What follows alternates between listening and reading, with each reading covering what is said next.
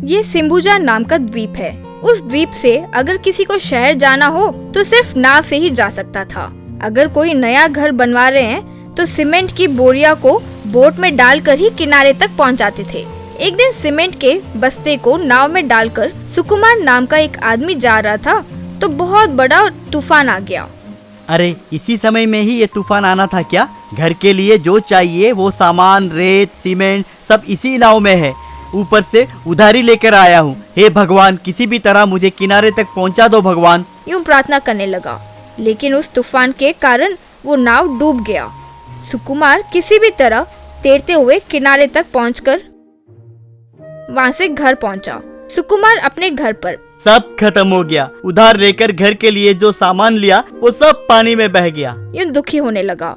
उस शाम सारे गांव वाले इकट्ठा होकर, श्रीमान, अब कब तक हम यूं बर्दाश्त करेंगे? हर साल कोई ना कोई परिवार का विनाश हो रहा है, व्यापार में नुकसान हो रहा है। कोई तो तरीका ढूंढिए। घबराइए मत, जरूरतमंद लोगों को अपने तरफ से मैं 2 लाख रुपए दूंगा। हमें पैसे या दान नहीं चाहिए, सब एक दूसरे की मदद करके एक ब्रिज बनवा लेते हैं।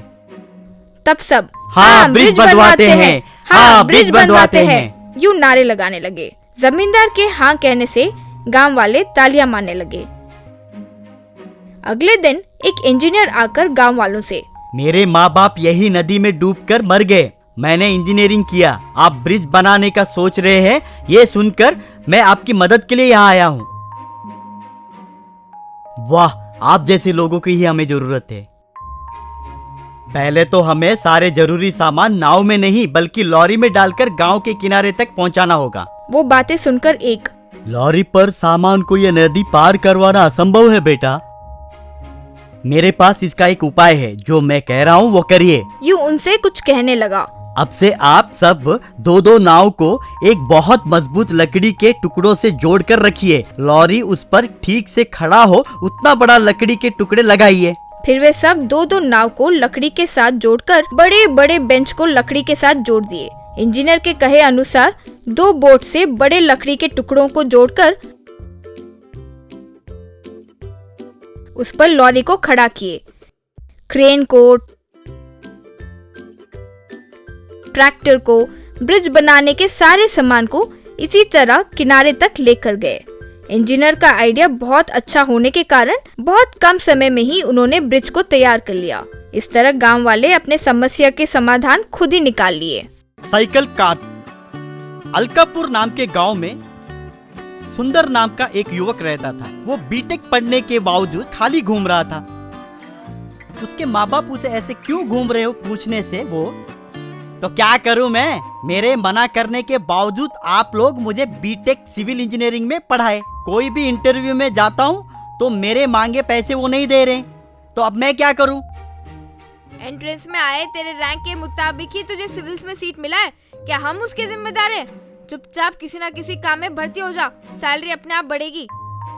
एक बार सुंदर बस में जाते समय एक लड़की को देखकर दिल दे बैठा। वाह, कितनी खूबसूरत है, मेरे सपनों की राजकुमारी यही लड़की है। सुंदर रोज उस लड़की का पीछा करने लगा। वो लड़की एक कंपनी में जाते देख वहाँ के वॉचमैन से, भैया वो कौन है और ये कंपनी कौन सी है, क्या वो यहाँ काम करती है? ओहो भैया, क्या आप भी लाइन मारने आ गए? रोज कितने लोग उनका पीछा करते हैं। उनका नाम माधुरी है, यहाँ पे असिस्टेंट जनरल मैनेजर हैं। महीने का सैलरी 2 लाख। तू और 10 जन्म ट्राई करेगा तो भी तुझे नहीं पटेगी, क्योंकि तुम्हारी कोई नौकरी नहीं है। बाद में सुंदर बड़ी मेहनत से उस कंपनी में एक छोटी सी नौकरी हासिल की। एक दिन वो माधुरी से परिचय करते हुए, hello Madhuri ji, I am सुंदर, मैं भी आपकी कंपनी में जॉब करता हूँ, महीने में 1 लाख कमाता हूँ। दरअसल मैं यूएस जाके एमबीए करने के लिए सोचा था, लेकिन यहाँ बिजनेस के ऊपर तर्जुबा बढ़ाने के लिए ये छोटी सी नौकरी कर रहा हूँ। Wow, nice to meet you Sundar. कल कहीं पे बाहर जाएंगे? बाय द वे, मैंने मेरी कार सर्विस के लिए दिया है, क्या आपके पास कार है? हमारे घर में नौकर के पास भी कार है मैडम। बावर्ची को बेंज, माली को मर्सिडीज। उसके मुताबिक हमारी हैसियत क्या है? आपको मालूम हुआ ही होगा, हमारा राजा राव बहादुर का फैमिली है जी। एक जमाने में दिल्ली, मुंबई, मैसूर, कलकत्ता ये सब हमारे थे। बाद में सरकार ने जब हमें मांगे तो हमने दे दिए। वाओ, आप इतने अमीर होकर भी इतने सिंपल है। आप बहुत महान है। Will meet you tomorrow.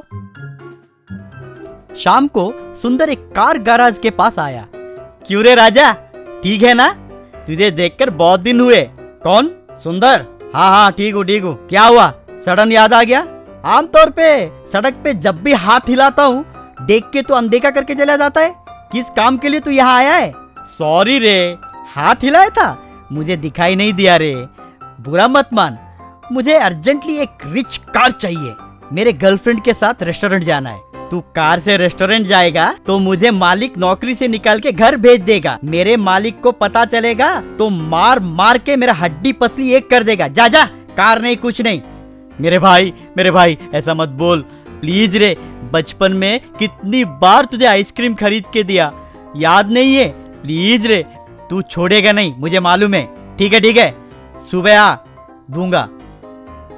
अगले दिन सुंदर गैराज के पास आके देखा तो वहां राजा दिखाई नहीं दिया। वहां पे मौजूद एक आदमी से सब कुछ बता के राजा के बारे में पूछा। अरे वो राजा एक लड़की को लेकर सुबह एक रिच कार में कहीं चला गया। लगता है वो तुम्हारे आइडिया को ही कॉपी किया है। ठीक है, तू टेंशन मत ले, मैं तुम्हें दूसरी कार दूंगा, आ मेरे साथ, कहकर उसे लेकर और एक कार के पास ले गया। इसको साइकिल कार्ट बोलते हैं। मैंने ही इसे बनाया है, लेकिन स्पीड चलाना मत, इंजन गर्म हो जाएगा। बहुत धन्यवाद ब्रदर, समय पे मदद किया। बाद में वो कार लेके वहां से निकल गया। उस कार में माधुरी के पास आया। ये क्या है?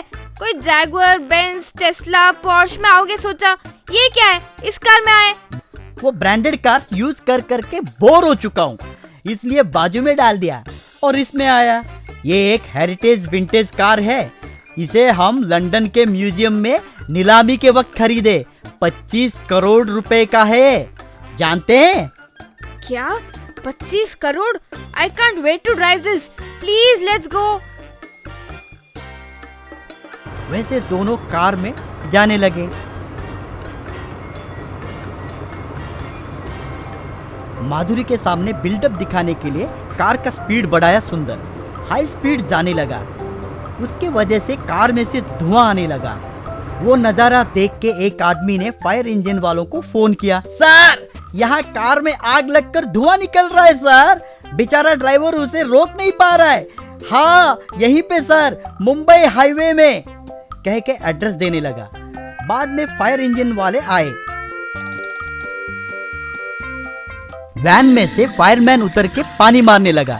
सुंदर, रुको, ओए रुको, पानी क्यों मार रहे हो? रुकिए, स्टॉप इट, कह के चिल्लाने लगा। पानी के फोर्स को नहीं संभाल पाकर कार के पुर्जे पुर्जे हो गए। दोनों पूरी तरह से भीग गए। क्या ये 25 करोड़ की कार है? क्या तू मुझे अलीबाग से आया समझता है? तेरी सैलरी 1 लाख है, क्या तू भूल गया है? मैं तेरी जनरल मैनेजर हूँ, याद रख। किसी भी चीज को मेहनत और लगन से हासिल किया जाता है। मैं मानती हूँ लड़कियाँ लड़कों में पैसे और हैसियत ज्यादा देखती है, पर उससे ज्यादा कुछ देखती है ना तो वो है ईमानदारी। सिर्फ पैसे देखकर लड़कियाँ पढ़ती है, ये तुम्हारी गलत सोच है। कम से कम आज के बाद सही दिशा में जा और कामयाब बन, कहकर वो चली गई। उस दिन के बाद सुंदर में बहुत सारे बदलाव आए। उस कंपनी में वो अपना एक अच्छा पोजीशन बनाया। कुछ दिनों के बाद माधुरी का दिल भी जीत लिया और उससे विवाह भी किया। उसका नाम मानिक राव था। वो बहुत बड़ा और नामचीन बिजनेसमैन था। उसने बहुत सारे बिजनेस किए, पर मन में एक इच्छा रह गई कि वो एक अच्छा संगीत विद्वान बने। एक बार मानिक राव के घर एक नेता आया। मानिक राव जी, आप तो जानते ही हैं, हमने पार्टी फंड्स के लिए बहुत प्रयत्न किया है। हमें आप जैसे कला प्रेमी और बिजनेसमैन की सहायता की बहुत जरूरत है। हाँ, याद आया, कल आपने जो व्हाट्सएप में गाना भेजा था वो तो कमाल था। मेरी पत्नी ने तो हाथ काट लिया, ऐसा कहा। पार्टी फंड्स की चिंता आप छोड़ दें, मैं हूं ना। वैसे अभी आप व्हाट्सएप गाने की बात कर रहे थे, वो क्या है? वो मेरी पत्नी कह रही थी कि आपका गाना बहुत अच्छा है। अच्छा, तो आपने नहीं सुना? फुर्सत कहाँ है, आप बताइए। अरे लगता है आप मिस कर रहे हैं, मैं आपको यहीं लाइव सुनाता हूं। वीणा लेकर सरिगमा सरिगमा सरिगमा पदनिसा सरिगमा पदनिसा कहकर गाना शुरू किया। बस वो गाना सुनकर नेता वहीं जम गया। इस तरह मानिकराव सुपर सिंगर बनने की धुन में हर रोज शाम को 6 बजे संगीत की साधना करने लगा। उस गली में लोग अरे बाप रे, इसने शुरू कर दिया कहकर दरवाजा बंद कर लेते थे। एक बार संगीत साधना कर रहा था तो उसकी पत्नी, अजी ये क्या कर रहे हो? आसपास पड़ोस से लोग तुम्हारा गाना से डर रहा है।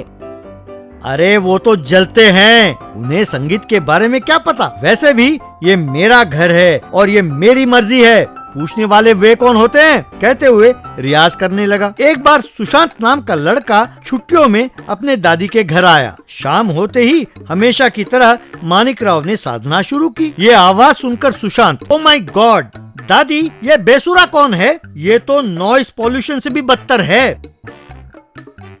क्या बताऊं बेटा, उसे संगीत की जुनून है, इसलिए संगीत साधना करता रहता है। इसे साधना नहीं कहते दादी, ठहरो मैं बात करके आता हूँ। ना बेटे, वो बड़ा उद्योगपति है, ये गाँव वाले उसे डरते हैं। वैसे भी तुम छुट्टियों में हमारे साथ मजे के साथ बिताने को आया हूँ, हमें को इसकी आदत पड़ गई है, तुम इस पर ध्यान ना बेटा।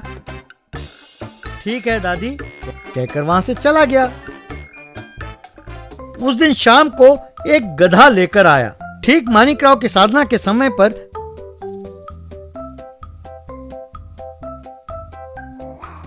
सरेगमा पदनिसा पदनिसा कहकर गाने लगा। तो सुशांत वो गधे को लात मारा तो गधा करने लगा। ये क्या आवाज है? लगता है कि मेरा गाना सुनकर कोई पुलकित हुआ है। यूं सोचकर सरेगमा सरेगमा सरेगमा सरेगमा, धत, ये गधे का रेंगना कैसा, मेरी साधना भंग हो रही है, कहकर मानिकराव सुशांत के पास आकर, क्यों भाई तुम हो कौन? मैं यहाँ संगीत का साधना कर रहा हूँ और तो तुम्हारा गधा मुझे डिस्टर्ब कर रहा है। माफ करें, ये गधा भी संगीत साधना कर रहा है, आपके गाने से पुलकित होकर वो भी स्वर मिला रहा है। लगता है आपको अच्छा लगा, दोबारा सुनेंगे? पहले इसे यहाँ से भगाओ। क्षमा करें, मैं तो चला जाऊंगा, पर ये गधा आपका फैन हो गया है। वो आस लगाए बैठा है कि आप कब गाएंगे और वो कब आपके साथ स्वर मिलाएगा। यूं मानिकराव हार कर अंदर चला गया। यूं मानिकराव जब भी गाता तो गधा रेंगने लगता। नतीजा ये हुआ कि मानिकराव ने संगीत साधना करना छोड़ दिया। जब भी संगीत साधना की इच्छा होती तो गधा याद आ जाता।